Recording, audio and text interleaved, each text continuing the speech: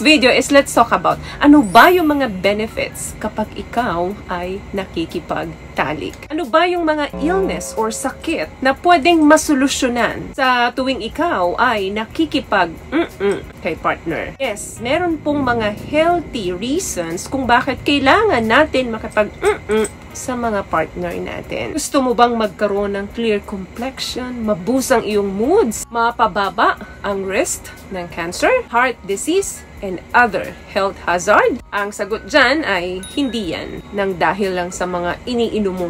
But also, kailangan din, it's between your shits. Marami na pong studies ang nagpatotoo dito na ang pakikipagtalik ay marami pong benepisyo sa ating kalusugan. Lalo na, syempre, kung ginagawa mo ito doon lamang sa partner mo. Hindi kung kani-kanino. Dapat pareho kayong masaya pagkatapos doon i-epekto ang mga pag-uusapan natin dito. Number 1, improve heart health. Yes, ang sex po ay isang exercise. Katulad din po yan ng mga ibang physical activities. Healthy sex is good for your heart. May mga study po na pinublish ang The American Journal of Cardiology na ang pakikipagtalik daw ng 2 hanggang 3 beses sa isang linggo ay mas higit na less ang risk ng mga cardiovascular diseases. Yan po yung mga stroke, yan po yung mga heart attack. Kesa daw doon sa nakikipagtalik lang ng 1 beses, 1 buwan o minsan wala pa. Kung wala ka namang mga heart problem, libre mo itong gagawin. Again, doon lang sa mga partner ninyo kasi kung sa iba-iba yan, stress din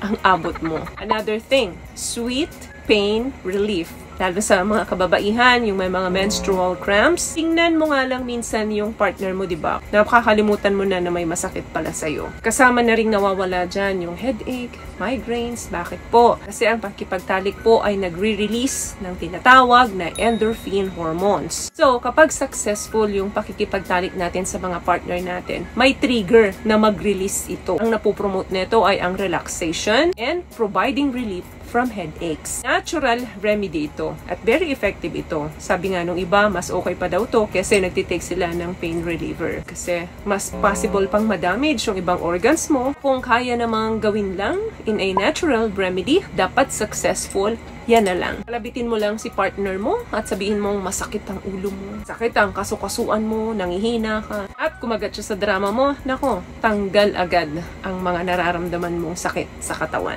Another thing, nakakatulong din po ito para makabawasan ang stress at bumaba or ma-maintain ang ating blood pressure. Ang pakikipagtalik po ay nakaka-relieve talaga ng stress kasi habang ginagawa mo yan, nakakalimutan mo panandalian yung mga problema mo. Dahil nga ito ay isang exercise, of course, after mong gawin ito, nakakalmado ka niya. Kaya napiprevent niya yung pag-increase ng blood pressure during stressful events. So kapag ikaw ay masyado nang na-stress sa trabaho mo at hindi mo na alam ang gagawin mo, take a break. Puntahan mo si Mrs., puntahan mo si Mr., makapagtali ka muna. What I love about this product, itong No More Dark Secret ng K-Skin, bukod sa may advanced whitening na siya, na kung saan pwede niyang matulungan na pumuti yung mga singit-singit mo, moisturizing, meron siyang anti-irritation, antibacterial, maintain healthy pH level. Hindi lang pambabae, meron din po tayong pang lalaki. Another thing, possible reduction of prostate cancer risk. May mga study po na na-publish ang Journal European Urology na nagsasabi na kapag ang lalaki daw ay nag-ejaculate ng 21 times sa isang buwan compared doon sa mga 7 times per month lang, which is 20% less, ay may posibilidad daw na mag-develop ng prostate cancer. Pero kailangan pa po ng maraming research para ma-confirm po ito. At ganun pa man, ang mga kalalakihan na nag-ejaculate regularly may reduce the risk of prostate cancer. Another thing, sa mga mag-asawa naman to, happier mood and stronger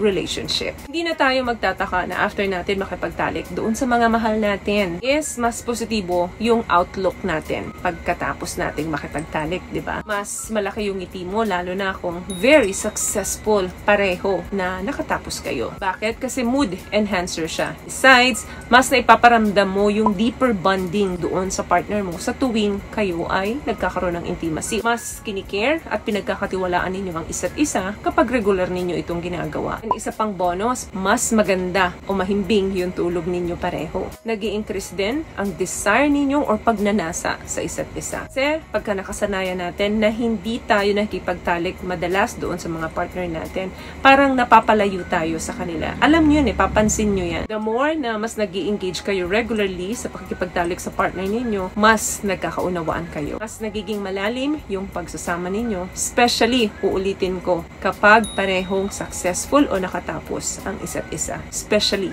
ang mga babae. Because magaling magpeke ang mga babae. In order na para lang matapos kayo at may paramdam nila na nag-enjoy sila, sasabihin nila, yes, tapos na sila. Pero ang totoo, hindi naman. Siguraduhin na ginagawa nyo lahat ng paraan para mas-satisfy at matapos si Mrs. Kaya pag palaging nakakatapos si Mrs., of course, lagi kang pagbibigyan yan kapag nangangalabit ka. Last one, glowing and young-looking skin. Napapansin nyo ba pagkatapos, nagbablush kayo? Parang ang ganda ng skin natin, di ba? Ang pakikipagtalik helps you look younger. Yes, totoo po yan. Dahil nga, nagkaroon ka ng stress reliever, na-boost ang mood mo. Of course, may afterglow yan. Nagbablush under your skin. Natural po yan, part ng arousal process. Huwag ka magtataka kung bakit pagkatapos nyo at successful ang inyong pagtatalik, bakit ang ganda-ganda mo? Bakit parang bigla kang nag-blooming? Kaya nga yung mga wala na talagang sex sa buhay nila, nakikita nyo mabilis silang tumanda. Yun sa mga wala talaga. Kasi kahit wala ka namang kapartner, pwede mo namang gawin yan sa sarili mo. So, enjoy a healthy sex life. So yun lang guys ang video natin for today. I hope nakapagbigay po ako ng tips sa inyo. At kung nagustuhan nyo ating video, please give it a thumbs up, comment down below,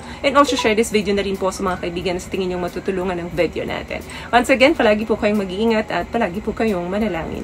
Thank you guys for watching and see you in our next one. Always love yourself and be a blessing. Bye!